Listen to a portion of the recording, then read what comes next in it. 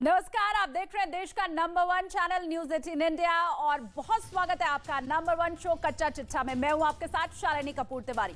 चीन के जंगी jet Taiwan के आसमान में मंडरा रहे हैं। चीन की नौसेना के युद्धपोत ताइवान के पास समंदर में लंगर डाले हैं। किसी भी वक्त ताइवान पर चीन का आक्रमण हो सकता है क्योंकि शी जिनपिंग का सब्र जवाब दे चुका है। अमेरिका के बाद जापान ने चीन की दुखती रग दबाई है। चीन को जब से ये पता चला है कि जापान के सांसद ताइवान का दौरा कर सकते हैं, ड्रैगन आउट ऑफ कंट्रोल है। लेकिन चीन को हमले की हिमाकत बहुत भारी पड़ सकती है क्योंकि अमेरिका ने ड्रैगन का पुख्ता इलाज के लिए ब्रह्मास्त्र अब निकाल लिया है। इस स्पेशल रिपोर्ट में आप देखिए बाइडेन का ब्रह्मास्त्र।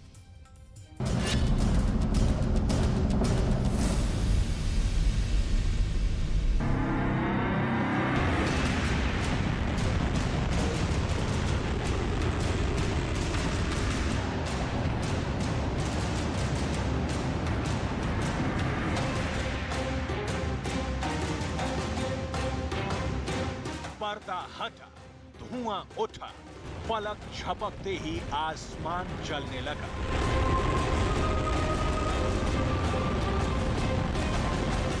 गगन भेदी शोर गूंजने लगा।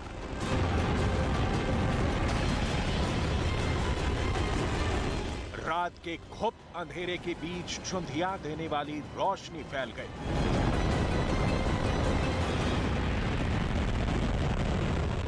मानो पहाड़ियों के पार रात के पहर सूरज उगाया, लेकिन अचानक रोशनी मिट गई। फिर धुएं का गुबार देखा। धुएं को चीर कर एक चिंगारी निकली। आग उगलती ये चिंगारी एक मिसाइल थी जिसकी रफ्तार तूफानी थी। ये मिसाइल समंदर में जिस जगह गिरी वहां सुनामी आ गई। जोरदार धमाके के साथ समंदर खौल उठा। धमाके के साथ सुपर पावर अमेरिका ने तहलका मचा दिया।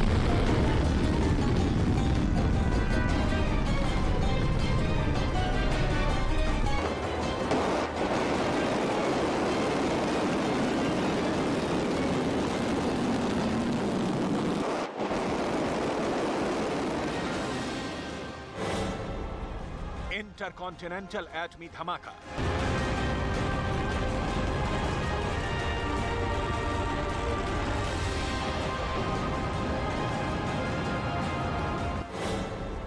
सुपर पावर ने उड़ाई मिनटमैन 3।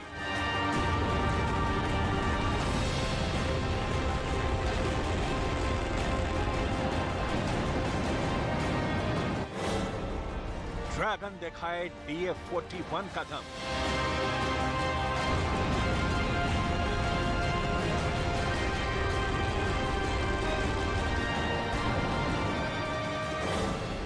पुतिन की RS-28 नहीं किसी से कम।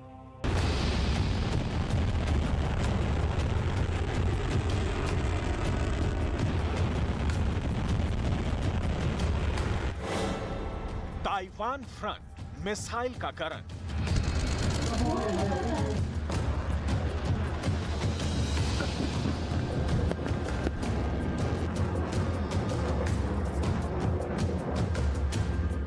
कहीं युद्ध चल रहा है, कहीं युद्ध की बिसात बिछी है।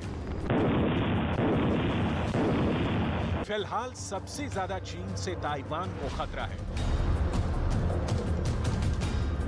ड्रैगन हथियार लेकर उसकी सरहद पर खड़ा है। बारूद बरसा रहा है। इतना ही नहीं, ताइवान का साथ दे रहे अमेरिका तक को चीन धमका रहा है।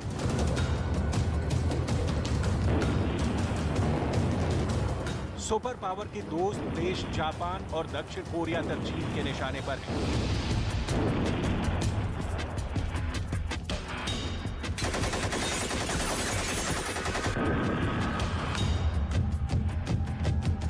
ऐसे विश्वव्यापी युद्ध संकट के बीच ऐसे हथियार का धमाका हुआ है जो दुनिया के किसी कोने को दहला सकता है, जो किसी भी इलाके को राख में मिला सकता है।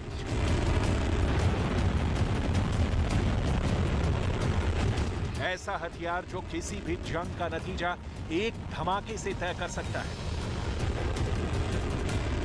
ऐसे हथियार के बारे में एक एक बात जाननी जरूरी है। ये धमाके किए क्यों जा रहे हैं? धमाकों का असर क्या हुआ है?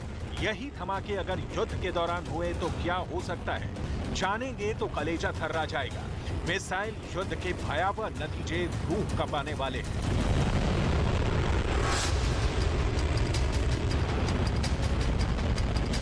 इतने पर भी मिसाइलों के नॉन स्टॉप ब्लास्ट किए जा रहे हैं। अमेरिका ने चीन की चुनौती को कबूल करते हुए दुनिया की सबसे खतरनाक मिसाइल को वॉर जोन में उतारा है।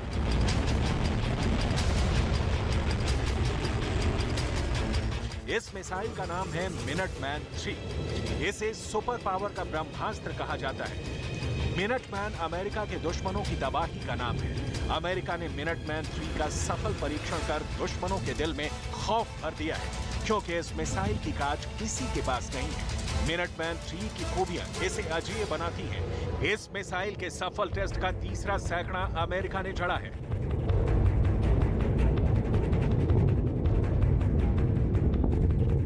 लेटेस्ट टेस्ट अमेरिका के कैलिफोर्निया में सेंटा बारबरा कंट्री में मौजूद वांडेनबर्ग स्पेस फोर्स बेस से किया गया। अमेरिकी समय के मुताबिक आधी रात 12:49 पर दागी गई मिसाइल 6,750 किलोमीटर दूर मार्शल आइलैंड तक गई।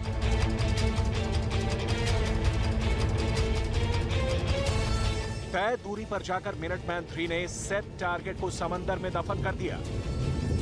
एक महाद्वीप से दूसरे महाद्वीप तक मार करने वाली अमेरिका की यह परमाणु मिसाइल कितनी घातक है, इसकी डिटेल भी जारी की गई।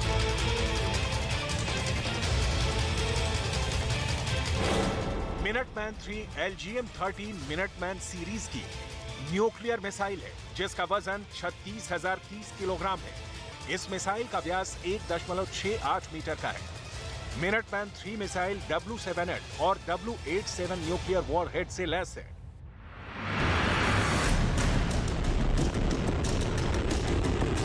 मिनटमैन की रफ्तार और रेंज में अमेरिका लगातार इजाफा करता जा रहा है। मिनटमैन 3 की मैक्सिमम रेंज 10,000 किलोमीटर तक है। इस रेंज में चीन के कितने शहर आते हैं देखिए। अमेरिका मिनटमैन से हमला करे तो चीन के जो शहर टहल सकते हैं उनमें बीजिंग भी एक है। अमेरिका के कैलिफोर्निया से चीन की राजधानी बीजिंग की दूरी 9,753 किलोमीटर है। चीन का दूसरा बड़ा शहर शंघाई कैलिफोर्निया से 10,146 किलोमीटर दूर है। वहीं चीन के वुहान की कैलिफोर्निया से दूरी 10,660 किलोमीटर है।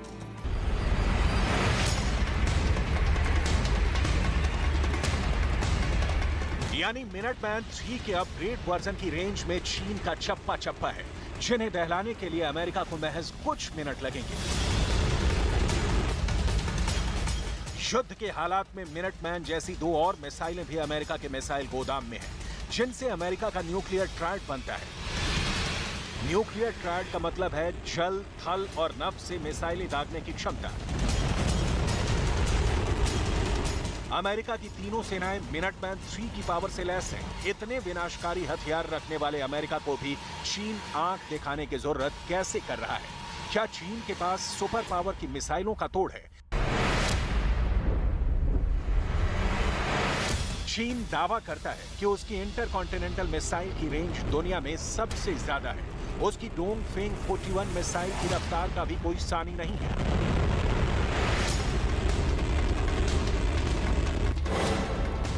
चीन की DF-41 मिसाइल की रेंज 12,000 से 15,000 किलोमीटर तक है। ये बीजिंग से लॉन्च होकर 11,139 किलोमीटर दूर वाशिंगटन DC को दहला सकती हैं। DF-41 21 मीटर लंबी और 2.25 मीटर गोलाई वाली मिसाइल है, जिसकी अधिकतम रफ्तार 30,626 किलोमीटर प्रति घंटे की है।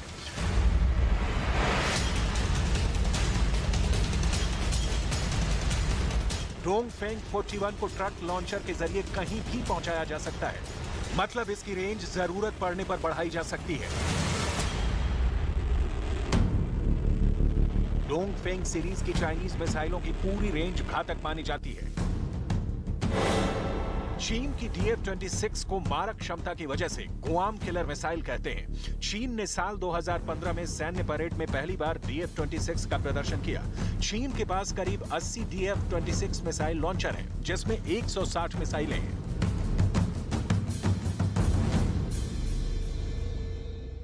चार 4,000 किलोमीटर दूर तक लक्ष्य भेदने वाले इस मिसाइल से चीन के करीब बने अमेरिकी सैन्य अड्डे को निशाना बनाना आसान है। वहीं इंटरकॉन्टिनेंटल मिसाइलों के मामले में अमेरिका के दो दुश्मन उस पर बहुत भारी पड़ते हैं। ताइवान के मसले पर चीन का अघोषित समर्थन दे रहे रूस और उत्तर कोरिया की मिसाइलें सबसे विध्वंसकारी मानी जाती हैं। किम जोंग उन ने अमेरिका के मिनटमैन 3 के टेस्ट के फौरन बाद 2 क्रूज मिसाइल धमाके कर अपनी मौजूदगी भी दर्ज करा दी है। देखिए पुतिन और किम की मिसाइल पावर कितनी है।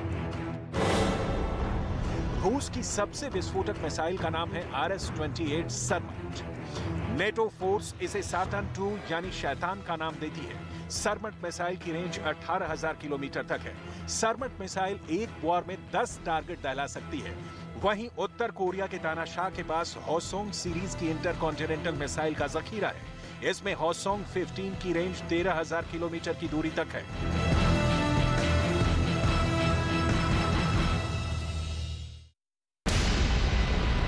सुपर पावर के दुश्मन मिसाइल के मामले में कहीं से कमजोर नहीं नजर आते। इनकी जुगलबंदी युद्ध के मैदान में सबसे घातक साबित होगी। हालांकि एक सच ये भी है कि चीन और उत्तर कोरिया के हथियारों को लेकर किए गए दावे किसी कसौटी पर कसे नहीं गए।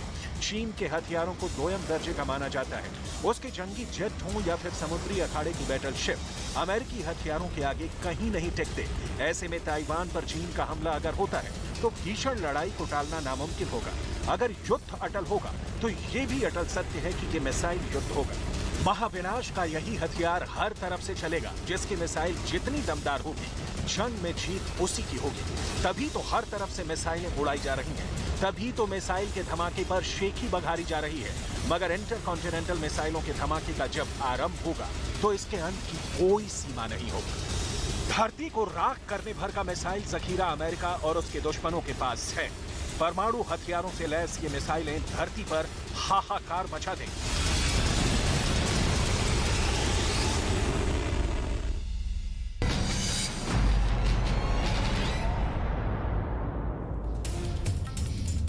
पिछले 15 साल में चीन ने बड़ी तेजी से अपनी नौसेना की ताकत में इजाफा किया, लेकिन जिस तरीके से चीन अपनी इस ताकत का इस्तेमाल कर रहा है वो अब पूरी दुनिया के लिए परेशानी का सबब बन चुका है। अमेरिकी रक्षा विभाग पेंटागन के मुताबिक चीन ने ये सब एक सोची समझी रणनीति के तहत किया है। और इतना ही नहीं, पेंटागन ने समंदर में चीन की साजिश के ब्लूप्रिंट को डिकोड भी कर लिया है। आखिर क्या है चीन के राष्ट्रपति शी जिनपिंग के इस चक्रवाती तूफान का राज? हमारी इस स्पेशल रिपोर्ट में देखिए।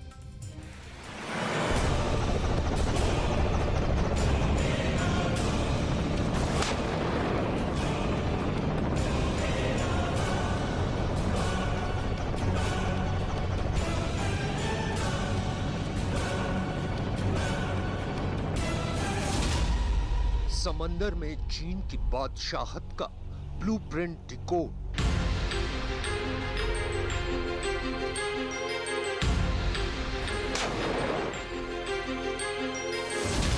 जंगी बेड़े की ताकत बढ़ाना चाहता है चीन।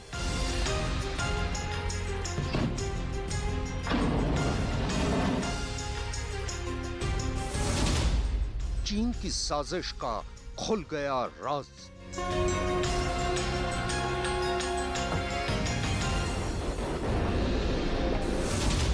चीन का प्लान महासागर में महाविनाश।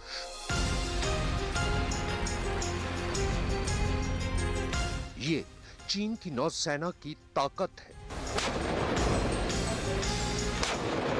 ये चीन के जंगी बेड़े की तस्वीरें हैं। ये चीन के उस प्लान का वीडियो है जिसकी ताकत की बदौलत चीन ने समंदर पर अपनी बादशाहत कायम करने का ब्लूप्रिंट तैयार किया है।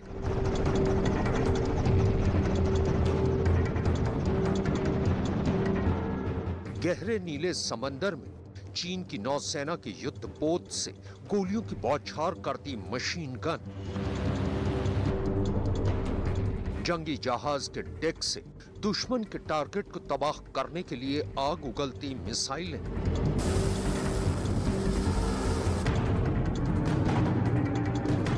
और दुश्मनों पर गोले बरसाती तोपें। ये तमाम तस्वीरें चीन के युद्धाभ्यास का हिस्सा हैं। दरअसल नैन्सी पेलोसी के ताइवान दौरे के 12 दिन बाद अमेरिकी सांसदों ने भी ताइवान का दौरा किया। बस उसी पर तिलमिलाए चीन ने एक बार फिर अपना युद्धाभ्यास शुरू कर दिया है। चीन के सरकारी अखबार ग्लोबल टाइम्स की खबर के मुताबिक चीन इस बार येलो सी में युद्धाभ्यास कर रहा है। खबर के मुताबिक चीन की सेना का यह युद्धाभ्यास बुधवार सुबह 8:30 बजे से लेकर शुक्रवार शाम 5 बजे तक जारी रहेगा। येलो सी में अपनी वॉर ड्रिल पर चीन ने बाकायदा एक अलर्ट भी जारी किया है और दूसरे देशों के जहाजों के येलो सी के इस रास्ते से गुजरने पर प्रतिबंध लगा दिया है। लेकिन चीन के इस युद्धाभ्यास के पीछे भी एक मकसद छिपा है। दरअसल युद्धाभ्यास की आड़ में चीन येलो सी की उन जगहों की रेकी कर रहा है जहां जंग की सूरत में अमेरिका अपने बेस बना सकता है। अमेरिकी रक्षा विशेषज्ञ चीन के ताइवान के हमले के प्लान को पहले ही डिकोड कर चुके हैं। उनका कहना है कि ताइवान पर हमला करने के लिए चीन को समंदर के रास्ते का इस्तेमाल करना पड़ेगा, लिहाजा वो ताइवान के आसपास के समंदरों में एक के बाद एक युद्धाभ्यास कर रहा है। आइए अब आपको एक एनिमेशन के जरिए समझाते हैं कि चीन की नौसेना ने कैसे ताइवान को चारों तरफ से घेरा हुआ है। ताइवान पर ड्रैगन का 24 घंटे पहरा है। चीन की नेवी के 5 जंगी शिप और 17 एयरक्राफ्ट लगातार ताइवान के चक्कर लगा रहे हैं। इनमें सुखोई 30 लड़ाकू विमान, Shenyang J-11 fighter jet, Shenyang J-16 jet और शांक्सी Y-8 ट्रांसपोर्ट विमान लगातार मीडियन लाइन का चक्कर लगा रहे हैं। इतना ही नहीं, ताइवान की सेना की हर हरकत पर भी चीन की नजर है। पेंटागन की एक रिपोर्ट के मुताबिक चीन बड़ी सोची समझी रणनीति के तहत ताइवान के आसपास के इलाकों में अपनी गतिविधियां बढ़ा रहा है। पेंटागन की रिपोर्ट के मुताबिक चीन के ईस्ट और साउथ थिएटर कमांड के पास इस वक्त 2 एयरक्राफ्ट कैरियर है। अमेरिकी स्पीकर नैन्सी पेलोसी के दौरे के दौरान चीन ने अपने दोनों एयरक्राफ्ट कैरियर को ताइवान स्ट्रेट की तरफ मूव कर दिया था। इतना ही नहीं, चीन के पूर्वी और दक्षिणी थिएटर कमांड के पास 21 डिस्ट्रॉयर शिप हैं। डिस्ट्रॉयर वॉरशिप एक मल्टी रोल ऑपरेशन के लिए इस्तेमाल में लाए जाते हैं। इसके अलावा चीन ने ताइवान के पास अपने छोटे जंगी जहाजों यानी फ्रिगेट को भी तैनात कर रखा है। फ्रिगेट आकार में डिस्ट्रॉयर से छोटे होते हैं और इनका इस्तेमाल अलग अलग डेडिकेटेड ऑपरेशन में किया जाता है। इस वक्त चीन के इन दोनों कमांड के पास 41 फ्रिगेट वॉरशिप हैं और ताइवान के पास इनकी गिनती महज 22 है। इसके अलावा चीन अपने मीडियम लैंडिंग शिप या एम्फीबियस ट्रांसपोर्ट डेक के जरिए अपने टैंक और बख्तरबंद गाड़ियों को ताइवान तक पहुंचा सकता है। चीन के ईस्ट और साउथ थिएटर कमांड के पास 50 मीडियम लैंडिंग शिप है। 作为我国自主研制的第4代导弹驱逐舰，我们贴近实战抓训练，深入挖掘人员装备潜力，不断创新战法训法，圆满完成了全训考核、远海实战部署等10余项任务，不断锤炼部队打赢本领。 अमेरिका के सेक्रेटरी ऑफ डिफेंस यानी रक्षा मंत्री लॉयड ऑस्टिन भी चीन के एक बड़े प्लान का पर्दाफाश कर चुके हैं। उनके मुताबिक चीन समंदर में बादशाहत कायम करने का ब्लूप्रिंट तैयार कर चुका है और अपने इस प्लान के तहत चीन ने समंदर में बादशाहत के लिए साल 2030 तक का टारगेट रखा है। दरअसल चीन का टारगेट अपनी नेवी के जंगी बेड़े की ताकत में इजाफा कर उसकी तादाद को 460 तक पहुंचाने का है। 近年来，我们的装备升级日新月异，转型建设提档加速，战法创新成效显著。我们的航技不断从近海向远洋拓展，多元化使命任务为我们提供了更加广阔的练兵平台。 अमेरिकी रक्षा विभाग का कहना है कि पिछले 10 साल में चीन ने अपनी नौसेना की ताकत में बड़ी तेजी से इजाफा किया है और उसी की बदौलत आज की तारीख में चीन के पास दुनिया की सबसे बड़ी नौसेना है। आंकड़ों के लिहाज से साल 2022 में चीनी नौसेना के पास 355 वॉरशिप हैं। साल 2000 में चीन के पास सिर्फ 210 वॉरशिप थे। साल 2020 में चीन के पास 360 जंगी जहाजों का बेड़ा था। चीन ने 2025 तक अपने वॉरशिप की तादाद 420 करने का टारगेट रखा है और साल 2030 तक चीन इस गिनती को 460 तक पहुंचाने के लिए काम कर रहा है। कमाल देखिए, चीन एक तरफ पूरी दुनिया के सामने ताइवान मसले पर अमेरिका पर हस्तक्षेप करने का आरोप लगा रहा है और दूसरी तरफ वो ताइवान पर अपने कब्जे के प्लान पर काम करते हुए ताइवान के आसपास अमेरिकी नौसेना की गतिविधियों पर भी नजर रख रहा है। इतना ही नहीं, चीन को जब भी मौका मिलता है तो वो अमेरिका को ताइवान से दूर रहने की नसीहत देना नहीं भूलता। 维护半岛和平稳定符合有关各方的共同利益，需要各方互视善意，相向而行。上述经验对半岛形势的消极影响值得重视，有关方应当慎重行事，停止加剧紧张对立、损害各方互信的行动。 चीन जिस तरह से समंदर में लगातार अपनी ताकत में इजाफा करता जा रहा है, वो दुनिया के कई देशों के लिए परेशानी का सबब बनता जा रहा है। ताइवान पर हमला करने के लिए चीन की ईस्ट और साउथ थिएटर कमांड के पास 33 diesel attack submarine, 2 nuclear attack submarine और 4 बैलिस्टिक मिसाइल सबमरीन है। इसके अलावा इन दोनों कमांड के पास 700 से 800 फाइटर जेट हैं, जिनमें 5th जनरेशन J-20 भी है। इतना ही नहीं, चीन के दोनों थिएटर कमांड के पास 250 बॉम्बर और 100 से ज्यादा स्पेशल मिशन एयरक्राफ्ट हैं।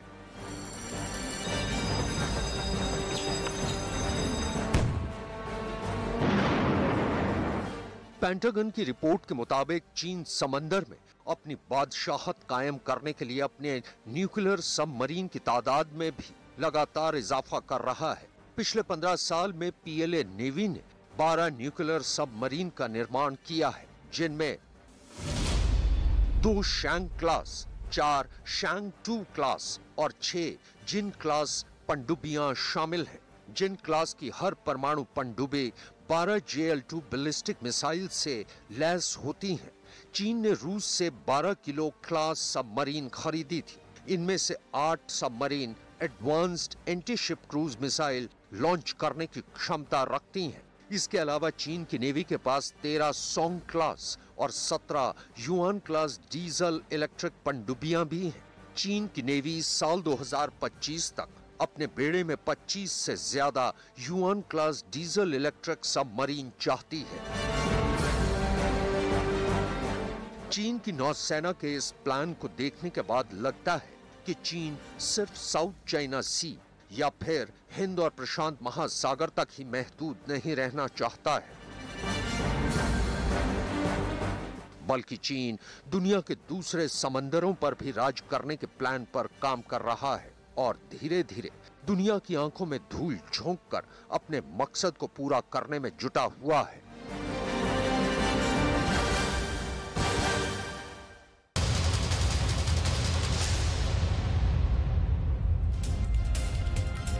मिसाइल वॉर कैसे होती है, ऐसे दुनिया यूक्रेन युद्ध में साफ साफ देख रही है। रूस ने अपनी सबसे घातक मिसाइलें अभी भी निकाली नहीं है, लेकिन अब पाकिस्तान युद्ध में जरूर कूद गया है। खबर यह है कि पाकिस्तान और यूक्रेन में ऐसी सीक्रेट डील हुई है जिसे अंजाम तक पहुंचाने के लिए पाकिस्तान खतरे से खेल रहा है। खतरा बड़ा है क्योंकि इस्लामाबाद पर अब पुतिन के बमों के फूटने का चांस और बढ़ गया है।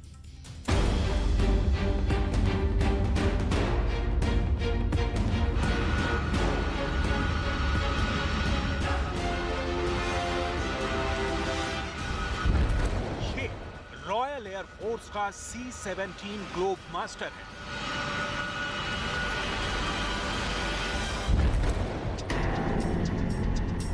ब्रिटेन एयर फोर्स का यह विमान किस खुफिया मिशन को पूरा करने में लगा है? रॉयल एयर फोर्स के इस विमान पर पूरी दुनिया की नजर क्यों है?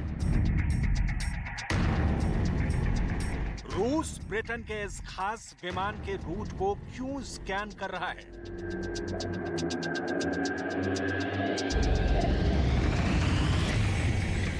इस विमान ने पुतिन की सेना को कैसे परेशान कर रखा है?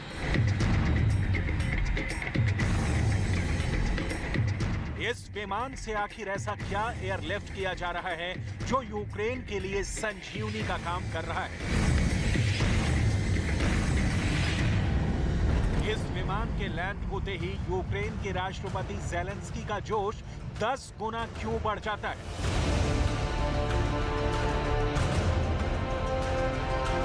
ब्रिटेन की सेना का यह विमान रोज पाकिस्तान क्यों लैंड होता है? इस विमान के रावलपिंडी कनेक्शन का पर्दाफाश हो चुका है। इस विमान के जरिए पाकिस्तान का यूक्रेन से जो तार जुड़ा है, उसने रूस के राष्ट्रपति पुतिन को गुस्से से लाल कर दिया है। इस विमान के जरिए यूक्रेन युद्ध में पाकिस्तान की डायरेक्ट एंट्री कैसे हो गई है, इसे जानकर यकीन मानिए आप चौंक जाएंगे।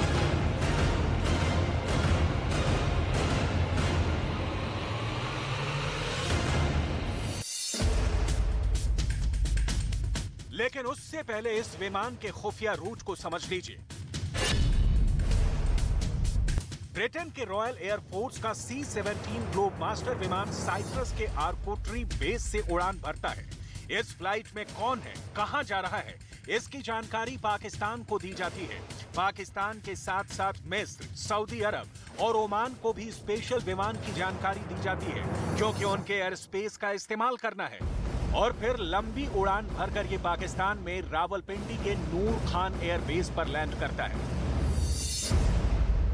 इस फ्लाइट का इंतजार रावलपिंडी में पाकिस्तानी सेना के टॉप ऑफिसर्स कर रहे होते हैं, क्योंकि इस खास विमान से कुछ ऐसा हो रहा है जिसे दुनिया की नजर से बचाना था। पाकिस्तान के रावलपिंडी में इस टॉप सीक्रेट विमान की लोडिंग होती है, फिर ये विमान वापस लौट जाता है ठीक उसी रास्ते जिस रास्ते ये पाकिस्तान आता है।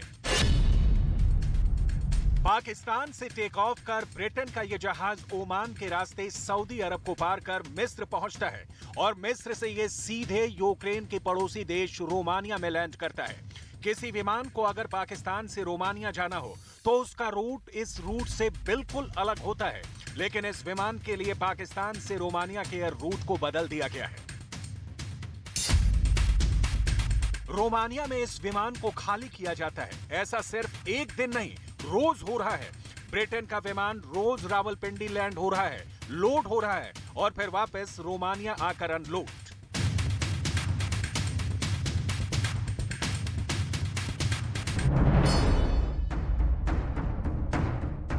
फिर आगे का काम रोड के रास्ते पूरा होता है। पाकिस्तान से जो आता है उसे सड़क के रास्ते रोमानिया से यूक्रेन की राजधानी कीव पहुंचा दिया जाता है। बड़ा सवाल है, इस विमान से क्या एयरलिफ्ट हो रहा है?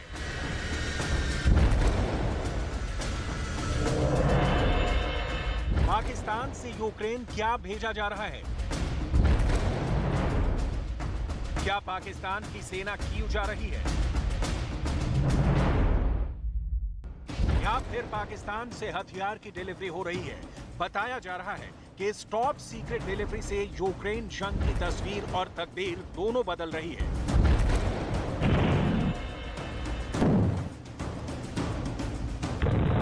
दावा किया जा रहा है कि यूक्रेन जिस आर्टिलरी से रूस की सेना पर आग उगल रहा है, उसके गोले पाकिस्तान सप्लाई कर रहा है। अगर ये दावा सही है तो यूक्रेन युद्ध में अब पाकिस्तान की सीधी एंट्री हो चुकी है। कैसे, इसे समझ लीजिए। यूक्रेन की आर्टिलरी, पाकिस्तान का गोला और निशाने पर है रूस की सेना।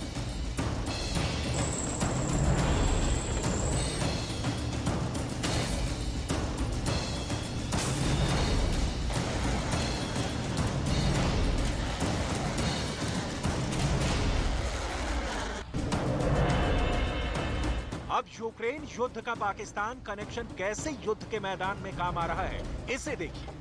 रूस की रेड आर्मी के खिलाफ यूक्रेन की सेना शुरू से आर्टिलरी का बड़े पैमाने पर इस्तेमाल करती रही है। आर्टिलरी से गोले बरसाकर यूक्रेन रूस की सेना को आगे बढ़ने से रोकता रहा है। यूक्रेन की सेना आर्टिलरी गन में 155 mm गोले का इस्तेमाल करती है। अमेरिका ने हाल ही में इसके 75,000 राउंड यूक्रेन को भेजे हैं। 155 mm गोला अमेरिका के अलावा पाकिस्तान में भी बनता है, जिसे रावलपिंडी के वाह ऑर्डिनेंस फैक्ट्री में बनाया जाता है। ऐसे में बिखरी हुई कड़ियों को जोड़ने से पूरा मामला साफ हो जाता है। रावलपिंडी के ऑर्डिनेंस फैक्ट्री में 155 mm का गोला बनता है। उस गोले को ऑर्डिनेंस फैक्ट्री से नूर खान एयरबेस पहुंचाया जाता है। नूर खान एयरबेस पर इसे C-17 ग्लोब मास्टर में लोड किया जाता है, जो हवाई मार्ग से पहले रोमानिया पहुंचता है और फिर रोमानिया से सड़क के रास्ते यूक्रेन। यानी पाकिस्तान का गोला अब पुतिन की सेना को निशाना बना रहा है। पाकिस्तान और यूक्रेन में करीबी वाला सैन्य संबंध है, ये पूरी दुनिया को पता है। पाकिस्तान के पास 320 से अधिक GFG-UD है। पाकिस्तान को ये टैंक यूक्रेन से मिले हैं। साथ ही साथ पाकिस्तान में इसके रख रखाव और गोला बारूद और स्पेयर पार्ट्स की भी व्यवस्था है।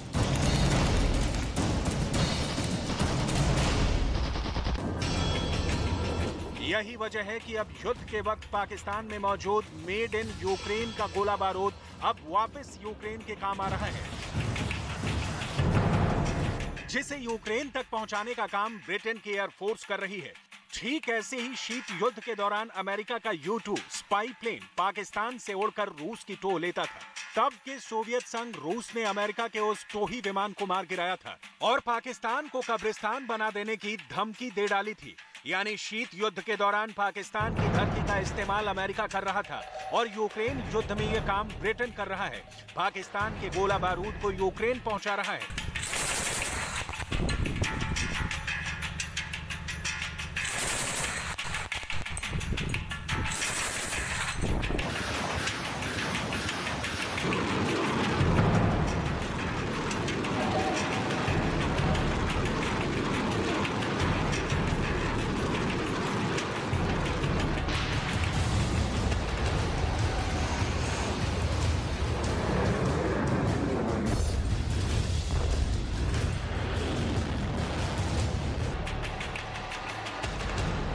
ऐसे में बड़ा सवाल है कि क्या ऐसा करके पाकिस्तान रूस से अपनी बरसों पुरानी दुश्मनी साध रहा है, क्योंकि पाकिस्तान के खिलाफ युद्ध में भारत के पास बेहतर हथियार और सैन्य क्षमता की जब भी कमी पड़ी तो इसे रूस ने पूरा किया।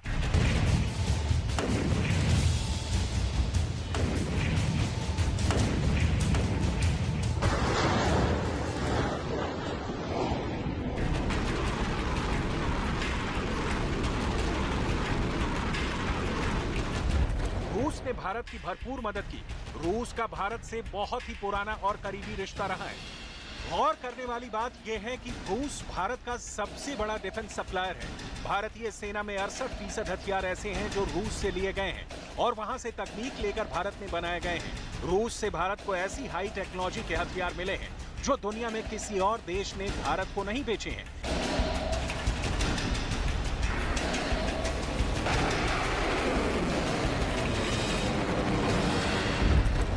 इसके अलावा जब भी जंग के दौरान अमेरिका ने भारत को आंख दिखानी चाहिए तो रूस कंधे से कंधा मिलाकर भारत के साथ खड़ा रहा। रूस ने न केवल अपने हथियार और आर्थिक मदद भारत को दी, बल्कि अपने सैनिक भी भारत की मदद के लिए तैनात कर दिए। ऐसे में यूक्रेन को गोला बारूद भेज पाकिस्तान एक बार फिर रूस के निशाने पर आने को तैयार है।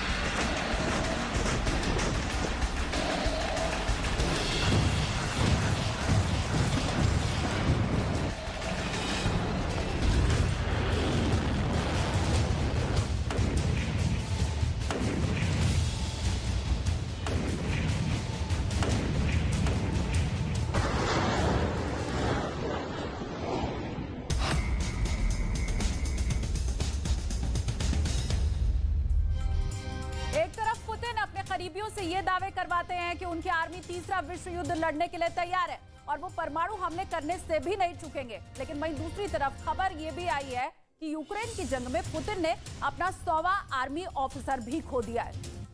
रूस के कब्जे वाले क्राइमिया में हो रहे धमाकों की गूंज दुनिया भर में सुनाई दे रही है।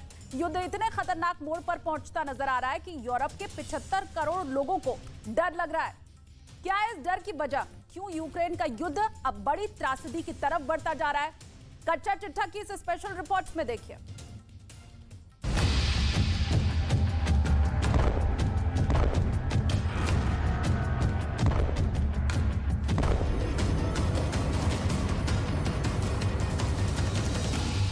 इतने बम फटेंगे कि यूक्रेन रेगिस्तान बन जाएगा। यूक्रेन को ये धमकी दी है रूस के एक मेजर जनरल ने।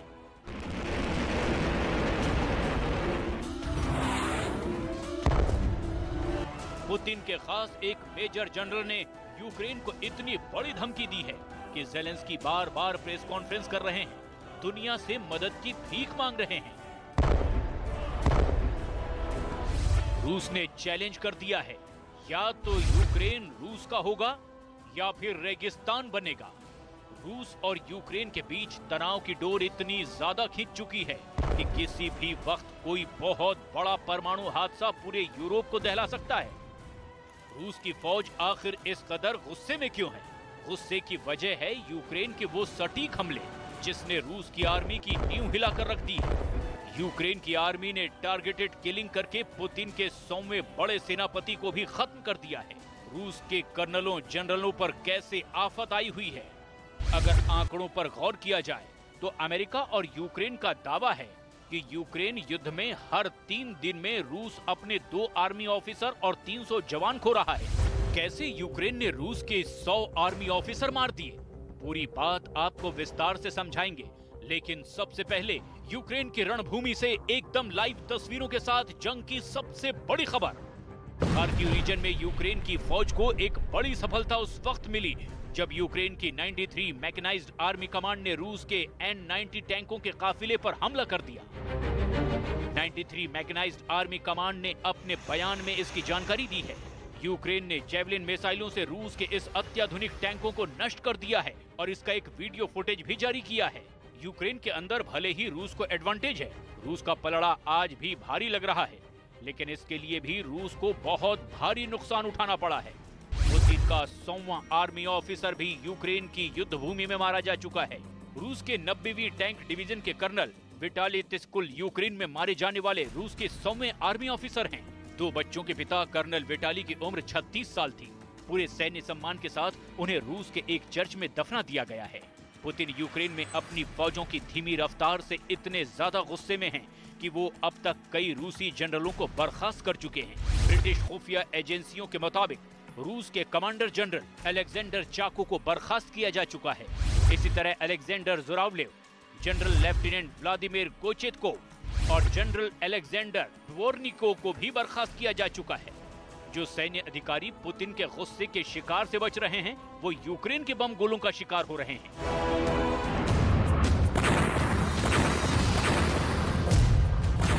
पुतिन अब भी रूस की फौज के अंदर एक ऐसा लड़ाकू जनरल खोजने में लगे हुए हैं जो यूक्रेन में सफल होगा, लेकिन अब तक यूक्रेन में पुतिन को एक भी ऐसा जनरल नहीं मिल सका जो पुतिन के मापदंडों पर खरा उतर सके।